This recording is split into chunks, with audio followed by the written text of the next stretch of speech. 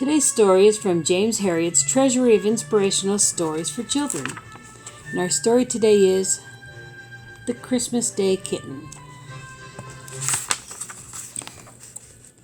Christmas can never go by without my remembering a certain little cat. I first saw her when I called to see one of Mrs. Pickering's much beloved basset hounds.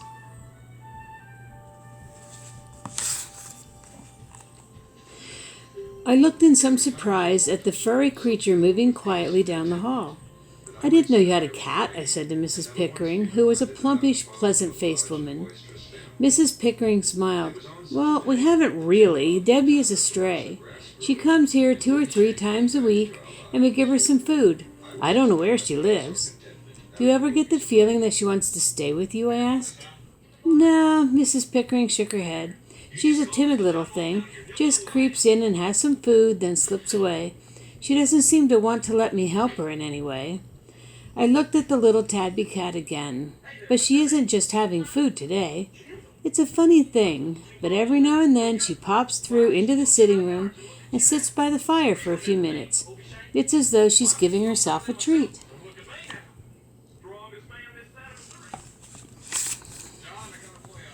The little cat was sitting very upright on the thick rug, which lay on the floor of the fireplace, in which the coals glowed and flamed. The 3 bassets were already lying there, but they seemed used to Debbie because 2 of them sniffed her in a bored manner, and the 3rd merely cocked a sleepy eye at her before flopping back to sleep. Debbie made no effort to curl up or wash herself or do anything other than gaze quietly ahead. This was obviously a special event in her life, a treat.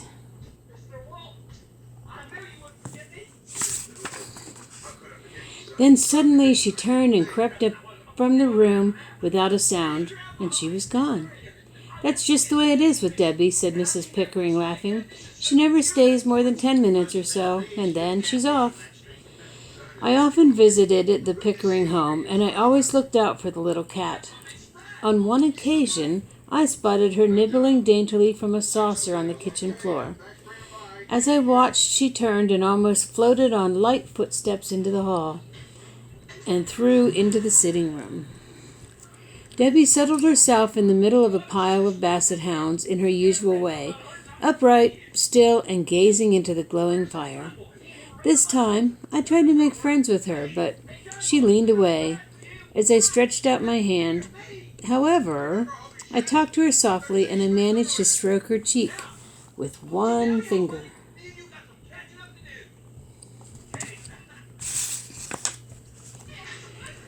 Then it was time for her to go, and once outside the house, she jumped up on the stone wall and down the other side. The last I saw was the little tabby cat figure flitting away across the grassy field. "Wonder where she goes," I murmured. "That's something we've just never been able to find out," said Mrs. Pickering. Off she goes in the grass.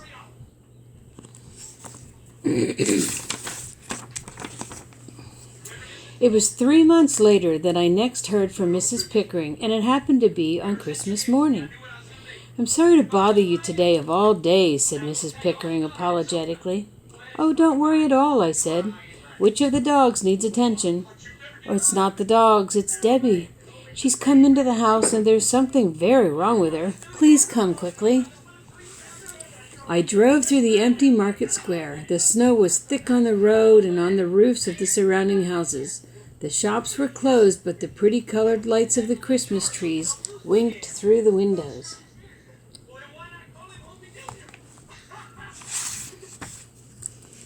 Mrs. Pickering's house was beautifully decorated with tinsel and holly, and the rich smell of turkey and sage, and onion stuffing wafted from the kitchen. But she had a very worried look on her face as she led me through the sitting room. Debbie was there, but she wasn't sitting upright in her usual position.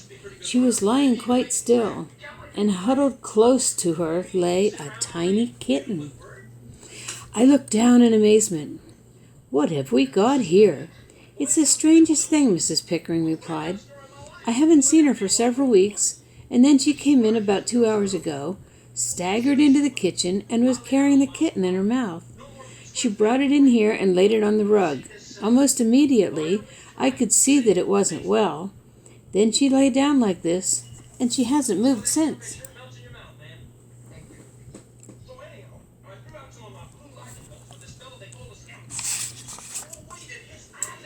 I knelt on the rug and passed my hand over Debbie's body, which Mrs. Pickering had placed on a piece of sheet. She was very, very thin, and her coat was really dirty. I knew that she didn't have long to live. "Is she ill, Mr. Herriot?" asked Mrs. Pickering in a trembling voice. "Yes, I'm afraid so. But I don't think she's in any pain." Mrs. Pickering looked at me, and I saw there were tears in her eyes. Then she knelt beside Debbie and stroked the cat's head, while the tears fell on the dirty fur. "Oh, the poor little thing! I should have done more for her." I spoke gently. "Nobody could have done more than you. Nobody could have been kinder. And see, she has brought her kitten to you, hasn't she?" "Yes, you're right," she said. Mrs. Pickering reached out and lifted up the tiny, bedraggled kitten. "Isn't it strange? Debbie knew she was dying, so she brought her kitten here, and on Christmas Day." I bent down and put my hand on Debbie's heart.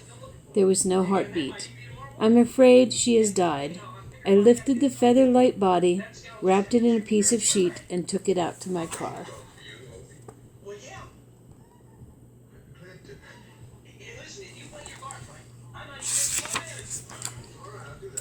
When I came back, Mrs. Pickering was still stroking the kitten. The tears had dried, and she had bright-eyed as she looked at me. "I've never had a cat before," she said. I smiled. "Well, it looks as though you've got one now." See the little kitten? I should bring in kittens. And she currently had the kitten, grew rapidly into a sleek, handsome, and bouncy tabby cat, and Mrs. Pickering called him Buster. Buster. He wasn't timid like his little mother, and he lived like a king, and with ornate collar he always wore, he looked like a king, too.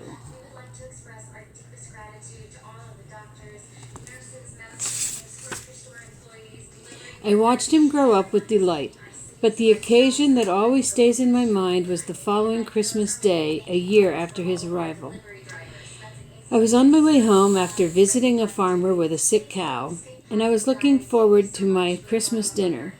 Mrs. Pickering was at her front door when I passed her house, and I heard her call out, "Merry Christmas, Mr. Herriot.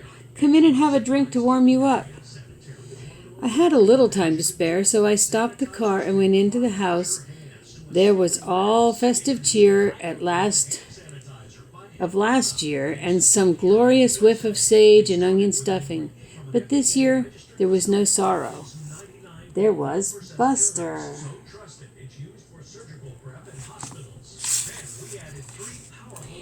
He was darting up to each of the basset hounds in turn, ears pricked, eyes twinkling, dabbing a paw at them, and then streaking away.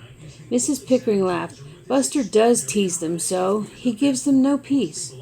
She was right. For a long time the dogs had led a rather sedate life. Gentle walks with their mistress, plenty of good food, and long snoring sessions on the rugs and armchairs. And then Buster arrived. He was now dancing up to the youngest dog again, head on one side, asking him to play. When he started boxing with both paws, and it was too much for the basset, who rolled over with the cat in a wrestling game. "Come into the garden," said Mrs. Pickering. "I need to show you something." She lifted a hard rubber ball from the sideboard, and we went outside.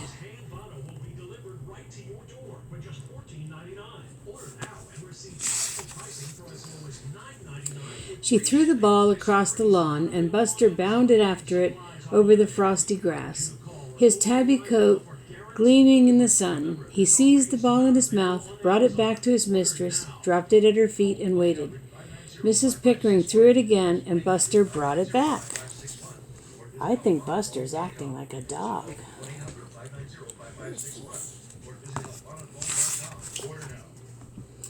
I gasped, "A retriever cat!"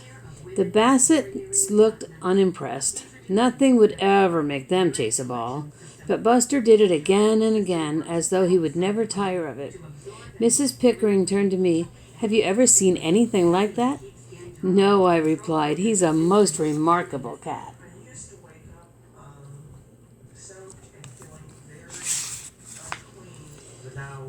We went back into the house, where she held Buster close to her, laughing as the big cat purred loudly. Looking at him, so healthy and contented, I remembered his mother, who had carried her tiny kitten to the only place of comfort and warmth that she had ever known. Mrs. Pickering was thinking the same thing because she turned to me. Although she was smiling, her eyes were thoughtful. Debbie would be pleased, she said. I nodded. Yes, she would.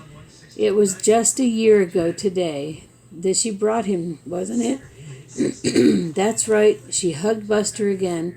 The best Christmas present I ever had.